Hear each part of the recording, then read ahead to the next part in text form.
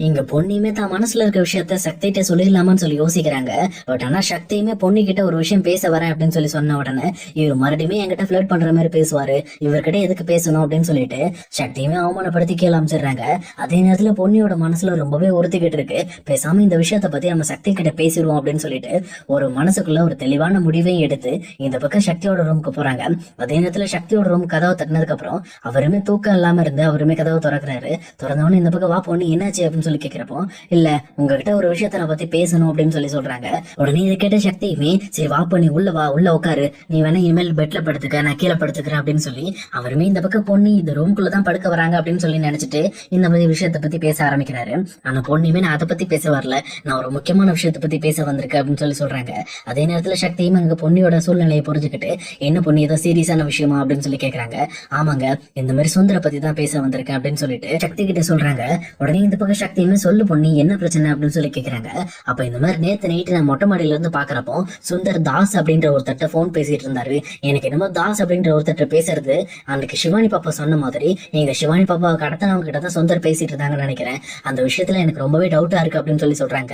இதை கேட்ட சக்தியுமே என்ன சொல்ற, அப்ப அந்த மாதிரி அவன் தான் கடத்தினான்னு தெரிஞ்சிருச்சுன்னா அவனை போலீஸ்ல மாட்டி கொடுக்க வேண்டியதானே, இவர் எதுக்காக அவனை வச்சு தனியா டீலிங் பேசிட்டு இருக்காரு அப்படின்னு சொல்லி இவருமே கோவப்பட ஆரம்பிக்கிறாங்க.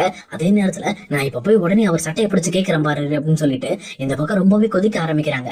ஆனா இந்த பக்கம் பொண்ணு அவங்களையும் கண்ட்ரோல் பண்ணிட்டு இங்க பாருங்க நான் சொல்றத முதல்ல தெளிவா கேட்டுக்கங்க, நம்ம கிட்ட எந்த ஒரு ஆதாரமும் கிடையாது. அதை விட முக்கியமா இப்ப கொஞ்ச நாளைக்கு முன்னாடி கந்தசாமி வந்து ஒரு 10 லட்சம் ரூபாய் செக்க அத்தை கிட்ட சைன் வாங்கினாங்கல்ல, அந்த செக்கை நீங்க பாத்திருக்கீங்களா அப்படின்னு சொல்லி கேக்குறாங்க. அப்ப சக்தியுமே ஆமா நான் பார்த்தேன் அப்படின்னு சொல்லி சொல்றப்போ அந்த செக்கு வந்து ஏற்கனவே பாஸ் ஆன செக்கு, மறுபடியும் 10 லட்சம் ரூபாய் அத்தை கிட்ட ஏமாத்தி வாங்கி அந்த 10 லட்சம் ரூபாய் பணத்தை இந்த பக்கம் வேற யார்ட்டே கொடுத்திருக்காங்க. ஏன்னா அந்த பணத்தை பெரியசாமி வித்ட்ரா பண்ணதுக்கு அப்புறம் இங்க சுந்தர் கிட்ட தனியா மீட் பண்ணி அந்த பணத்தை கையில கொடுக்கறப்போ எதுக்காக இப்படி பண்றீங்க, 10 லட்சம் ரூபாய் நீங்க இந்த மாதிரி வந்து போய் செக் போட்டு வாங்கிருக்கீங்க அப்படிங்கிற விஷயத்த அவங்க ரெண்டுமே டிஸ்கஸ் பண்ணிக்கிட்டாங்க. அதே நேரத்துல இங்க பெரியசாமிக்கே கொடுக்க வேண்டிய கமிஷனையும் கொடுத்துட்டு இந்த பக்கம் சுந்தர் அந்த 10 லட்சம் ரூபாய் பணத்தை எடுத்துக்கிட்டாரு. இந்த விஷயத்த பத்தி எல்லாம் இன்னுமே வீட்டுல யாருக்குமே தெரிய வராது அப்படின்னு சொல்லி சொல்றாங்க. உடனே இதை கிட்ட சக்தியுமே ரொம்பவே கொதிச்சு போயிட்டு அந்த ஆள் ஒரு ஃப்ராடுன்னு தெரியும், ஆனா எந்த அளவுக்கு ஒரு கேவலமானவன் இருப்பான் நான் நினைக்கவே இல்லை, அவனை விடக்கூடாதுன்னு சொல்லி ரொம்பவே கோவப்பட்டுட்டு மறுபடியுமே துள்ள ஆரம்பிக்கிறாரு. அப்ப பொண்ணுமே ஒரு நிமிஷம் தயவு செஞ்சு சொல்றதை கேளுங்க, இந்த மாதிரி அன்னைக்கு சுந்தர் ஒரு பொண்ணோட தொடர்பு வச்சிருக்காரு அப்படின்ற விஷயத்த நான் சொல்லப்போ கூட என்ன இந்த வீட்டுல இருந்த யாருமே நம்பவே இல்லை, ஏன்னா அதுக்கான ஆதாரம் என்கிட்ட எதுவுமே கிடையாது. அதே மாதிரி இப்ப சுந்தர் தப்பு பண்ணி இருக்கிறதுக்கு உண்டான ஆதாரமும் நம்ம கிட்ட எதுவும் கிடையாது. முதல்ல அந்த ஆதாரங்களை திரட்டணும், அதுக்கப்புறம் தான் இந்த விஷயத்துல நம்ம யோசிச்சு முடிவெடுக்கணும். அதை விட முக்கியமா இது சுந்தர் சம்பந்தப்பட்ட விஷயம் மட்டும் கிடையாது, இது பவானி அக்காவுடைய வாழ்க்கை அப்படின்னு சொல்லி சொல்றாங்க. அப்ப அந்த சக்திக்கும் அந்த சீரியஸ்னஸ் புரிய ஆரம்பிக்குது.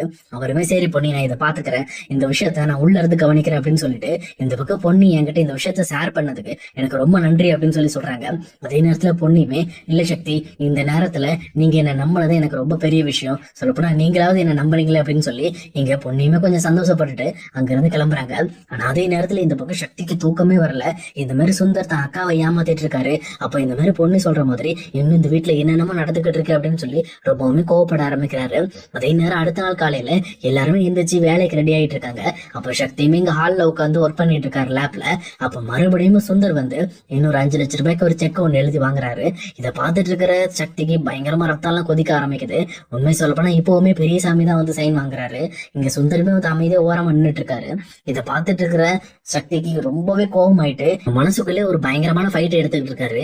உண்மை சொல்ல போனா இவர் ரொம்ப கோபத்தோட அந்த சோபா விட்டு எந்திரிச்சு காஃபி எல்லாம் தூக்கி எரிஞ்சிட்டு இந்த பக்கம் டைரக்டா சுந்தர் சட்டையை பிடிச்சி எதுக்கடா இப்படி ஏமாத்துற அப்படின்னு சொல்லி சுந்தர பலர்னு 4 அடி அடிக்கிற மாதிரி நினைச்சு கூட பாக்குறாரு. பட் ஆனா இந்த பக்கம் அதை நம்ம இப்போ ஓப்பனா பண்ண முடியாதுன்னு சொல்லி சுந்தர் மேல இருக்க ரொம்ப கோபத்தோட அதுக்குண்டான ஆதாரத்தை மட்டும் தட்டணும் அப்படின்ற மைண்டோட அவருமே அமைதியா உட்காந்து இங்க நடக்கிற விஷயம் எல்லாத்தையுமே பார்த்துட்டு இருக்காரு. இங்க எப்பவும் போல சுந்தரமே பெரியசாமியை வச்சு இங்க பொய்யான செக் எழுதி மறுபடியும் 5 லட்சம் ரூபாய் ஏமாத்திட்டு இருக்காரு. இதை பார்க்க இவருக்கு கோபம் வரதான் செய்யுது. ஆனா இங்க பொண்ணு சொன்ன மாதிரி இதுக்குண்டான ஆதாரங்கள் நம்ம தெரிஞ்சுக்கணுங்கிறதுக்காக அவருமே அமைதியா நின்று இந்த பக்கம் அந்த ஆதாரங்களை திரட்டுறதுக்கு என்ன பண்ணலாம்னு சொல்லி வச்சுட்டு இருக்காரு. அதே நேரம் இங்க பெரியசாமியுமே அந்த செக் சைன் ஆனதுக்கு அப்புறம் சரி சார் நான் ஆபீஸ்க்கு போயிட்டு வரேன், எனக்கு ஒர்க் இருக்கு, நான் இதுக்குண்டான வேலையெல்லாம் பார்க்கணும்னு சொல்லிட்டு எங்க பெரியசாமியுமே அந்த செக் எடுத்துட்டு கிளம்பிடுறாரு. அதே நேரம் சக்தியுமே எனக்கு ஒரு வேலை இருக்கு பிரீத்தி, இந்த ஒர்க்கை நீ பாத்துக்க அப்படின்னு சொல்லிட்டு அவருமே அங்க இருந்து கிளம்புறாரு. அதுக்கப்புறம் பெரியசாமியுமே அங்க இருந்து ஒரு கால் டாக்ஸி புக் பண்ணி டைரக்டா பேங்க் போயிட்டு அந்த செக்கை பணமா கன்வெர்ட் பண்றாரு. பண்ணது மட்டும் இல்லாம இங்க சுந்தர் சொன்ன மாதிரி அந்த இடத்துக்கு டைரக்டா அவருமே கிளம்பி வந்துட்டு இருக்காரு. இங்க வந்து டைரக்டா அங்க நின்று இந்த பக்கம் சுந்தர் சுந்தர் கிட்டயுமே அந்த 5 லட்ச ரூபாய் எடுத்து கொடுக்குறாரு. கொடுத்தது மட்டும் இல்லாம, சார் இந்த மாசம் மட்டும் நீங்க கிட்டத்தட்ட வந்து 15 லட்ச ரூபாய் ஏமாத்திருக்கீங்க சார். ஏதோ நீங்க இப்படி பண்றதெல்லாம் பார்க்க எனக்கு ரொம்ப பயமா இருக்கு சார். எனக்கு ஏதோ பிரச்சனை ஆயிரும் நினைக்கிறேன் அப்படின்னு சொல்லி சொல்றாங்க. ஆனா இதை கேட்ட சுந்தரமே ரொம்ப கூலோட, இங்க பாரு, என் விஷயத்த நானா வெளிப்படுத்தினாதான் உண்டு. நான் வெளியில சொல்லாத வரைக்கும் யாருக்கும் தெரியாது. அதே நேரம் ஒன்னால இந்த விஷயம் வெளியில போச்சு, அப்புறம் நான் என்ன பண்ணுவேன்னு எனக்கே தெரியாது அப்படின்னு சொல்லி ரொம்பவுமே கோவப்பட ஆரம்பிக்கிறாங்க. அதே நேரத்துல பெரியசாமியுமே, சார் நான் உங்ககிட்ட என்ன கேட்க போறேன், ஏதோ என்னையும் கொஞ்சம் பார்த்து கவனிச்சிங்கன்னா எனக்கும் இதுல ஏதாவது ஒரு லாபம் இருக்கும்ல சார். நானும் லாபம் இல்லாம இருந்தா நல்லா இருக்காதுல்ல சார் அப்படின்னு சொல்லி எங்க பெரியசாமி அவருக்கு ஒரு லஞ்சத்தை கேட்கிறாரு. இது தெளிவா புரிஞ்சுக்கிட்ட சுந்தரமே, இந்த 10,000 ரூபாய் இருக்கு, இதை எடுத்துக்க, ஆனா இந்த விஷயம் வெளியில போகாம பாத்துக்கணும், அதான் ரொம்ப முக்கியம் அப்படின்னு சொல்லி இந்த பக்கம் பெரியசாமிக்கு லஞ்சத்தை கொடுத்து அங்க சுந்தரமே ரொம்ப ஹாப்பியோட இங்க அந்த 5 லட்சத்தை எடுத்துக்கிட்டு இங்க டைரக்டா தாசை பார்க்க கிளம்புறாரு. இன்னொரு பக்கம் இங்க பெரியசாமி வண்டியில ஏறின உடனே டைரக்டா அவங்க ஒய்ஃபுக்கு கால் பண்ணி, இங்க பாருமா, நான் வேலை செய்யற கம்பெனில சுந்தர் சார் இருக்காருல்ல, அவரு அவங்க அத்தைக்கு தெரியாம கிட்டத்தட்ட 15 லட்ச ரூபாய் வரைக்கும் இந்த ஒரு மாசத்துல மட்டும் ஏமாத்திட்டாரு. எனக்கே இது ஆச்சரியமா இருக்கு. எப்பவுமே இந்த அளவுக்கு பண்ண மாட்டாரு. ஏதோ 1 லட்சம் 2 லட்சம் போயிட்டு இருக்கோம். ஆனா இப்ப 15 லட்சங்கிறது ரொம்ப பெரிய அமௌண்ட். இதெல்லாம் ஏன் தான் இவங்க கண்டுக்காம இருக்காங்களோ அப்படின்னு சொல்லிட்டு அவருமே அவரோட ஒய்ஃப் கிட்ட பேசிட்டு வராரு. அதே நேரத்துல இவரோட பேசிட்டு இந்த பக்கம் டிரைவர்கிட்ட, டிரைவர் நீங்க வேற எங்க போறீங்க அப்படின்னு சொல்லி கேக்குறப்போ அங்க டிரைவர் சீட்ல இருந்து சக்தியுமே திரும்புறாரு. இந்த சக்தியை பார்த்த உடனே இங்க பெரியசாமிக்கு தூக்கி வாரி போடுது. ஐயோ சக்தி தம்பியா அப்படின்னு சொல்லிட்டு அப்படியே ஷாக் ஆகி போய் நிக்கிறாரு. அதே நேரத்துல சக்தியுமே, வாங்க பெரியசாமி, ரொம்ப ஹாப்பி போல இருக்கு, நீங்க மாமாக்கு தேவையான பணத்தெல்லாம் கொடுத்துட்டீங்களா அப்படின்னு சொல்லிட்டு இந்த பக்கம் பெரியசாமியை பார்த்து பயங்கரமா டீஸ் பண்ற மாதிரி கேக்குறாங்க. அப்ப பெரியசாமியுமே, ஐயா இது என் மேல இந்த தப்பு இல்லைங்க ஐயா, அவர் தான் இதை பண்றாரு அப்படின்னு சொல்லி சொல்றாங்க. அப்ப சக்தியுமே ரொம்ப கோவப்பட்டுட்டு, கூட இருக்கிறதெல்லாம் இருந்து பண்ற மாதிரி பண்ணிட்டு, இப்போ உனக்கு அதுக்கு சம்மந்தம் இல்லைன்னு சொன்னா உன்னை நான் சும்மா விட்டுருவேனா? இந்த மாதிரி எங்க அம்மாவோட பணத்தை இது வரைக்கும் எத்தனை லட்சம் ஏமாத்திருக்கீங்க? 15 லட்சம் தானா, இல்ல இதுக்கு மேலேயும் போயிருக்கா அப்படின்னு சொல்லி கேக்குறப்போ, சார் அவர் இப்போ 1 லட்சம் 2 லட்சம் எடுப்பார் சார், இந்த அளவுக்கு எடுத்தது கிடையாது. ஆனா இந்த மாசம் என்னமோ தெரியல 15 லட்சம் ஒட்டுக்க ஏமாத்திட்டாரு. அது எனக்கு இதுக்கு சம்மந்தம் இல்ல சார். அவர் கேட்கறத நான் செஞ்சாதான் என்ன வேலையில வைப்பேன்னு என்ன மிரட்டிட்டாரு. அதே நேரம் நான் அதை மறுத்திருந்தேன் அப்படின்னா நான் அவரை பிள்ளை குடிக்காரன், என்ன வேலையை விட்டு தூக்கிட்டாருன்னா அப்புறம் நான் எங்க போவேன் சார். அதனாலதான் அவருக்காக தான் இதை பண்ணேன்னு சொல்லி இங்க பெரியசாமி ஒத்துக்கிறாரு. ஆனா இதை தெளிவா புரிஞ்சுக்கிட்ட சக்தியுமே, இங்க பாரு, இந்த விஷயத்துல நான் பேச போறது இல்ல, ஆனா நீ தான் பேச போற. நீ பண்ண தப்ப பத்தியும் சுந்தர் பண்ண தப்ப பத்தியும் நம்ம வீட்டுல வந்து நீ பேச போற.